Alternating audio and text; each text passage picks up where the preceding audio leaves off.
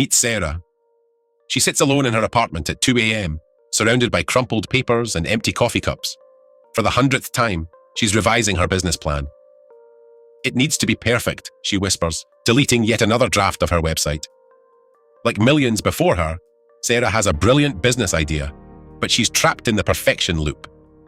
This is the story of the 99%, the entrepreneurs who never were, not because they lacked talent, drive, or vision, but because of a hidden assassin that strikes before they even begin: perfectionism.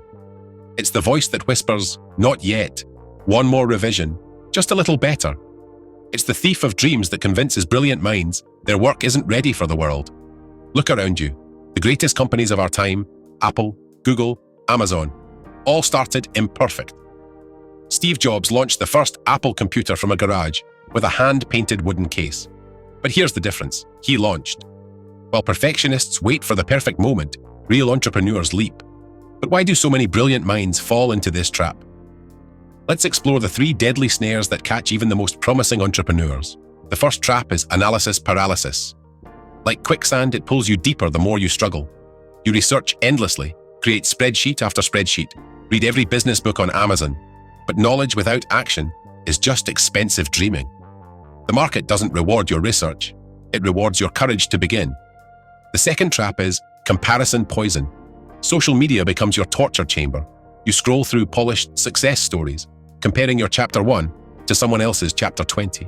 Every perfect Instagram post, every flawless product launch you see, they're highlight reels hiding years of messy beginnings and painful failures.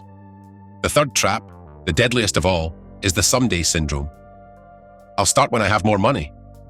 I'll launch when I learn one more skill. I'll begin when everything is perfect. But perfection is a horizon. The closer you get, the further it moves. While you wait for perfect, opportunities slip away and your dreams gather dust on the shelf of someday. But the price of perfectionism isn't just measured in missed opportunities. It extracts a much deeper cost. Let's do the math of perfectionism. Sarah spent 2 years perfecting her business plan. That's 730 days of potential customer feedback lost. That's 730 days her competitors spent actually building their businesses. That's 730 days of revenue, growth, and learning, gone forever. But the real cost isn't just time. It's the emotional toll. The sleepless nights wondering, what if? The growing resentment, watching others succeed with ideas you had years ago. The quiet shame of being the person who talks about starting a business, but never does. The weight of unrealized potential.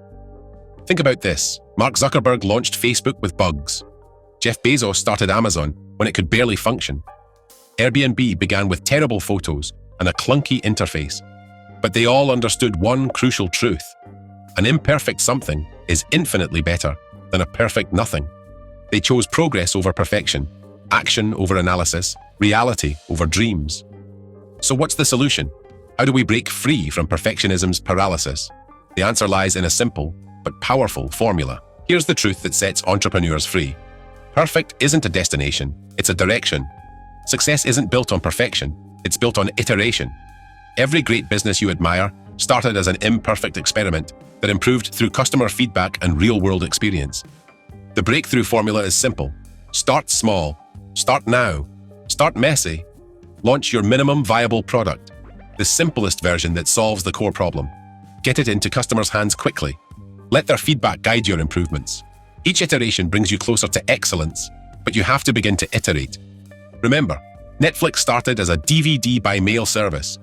Instagram was just a check-in app with photos. Twitter began as a simple SMS service. They didn't wait for perfection.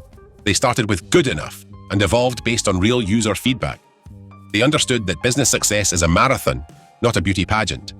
And this brings us to the most important part of your journey, the moment you give yourself permission to begin. This is your permission slip to be imperfect, to launch before you're ready, to make mistakes in public, to learn as you go, to prioritize progress over perfection, to be human in a world that pretends to be perfect. Start today. Launch that website with only 3 pages. Send that proposal even if the font isn't perfect. Post that first video, even if the lighting isn't studio quality. Share that prototype, even if it's held together with duct tape and hope. Your first attempt won't be your best, and that's exactly as it should be. Remember Sarah? She finally launched her business, messy, Imperfect, but real. 6 months later, her company looks nothing like her original perfect plan. It's better because it's shaped by real customer needs instead of perfectionist fantasies. She's not just dreaming anymore, she's doing. And you can too. The world needs your ideas more than it needs your perfection.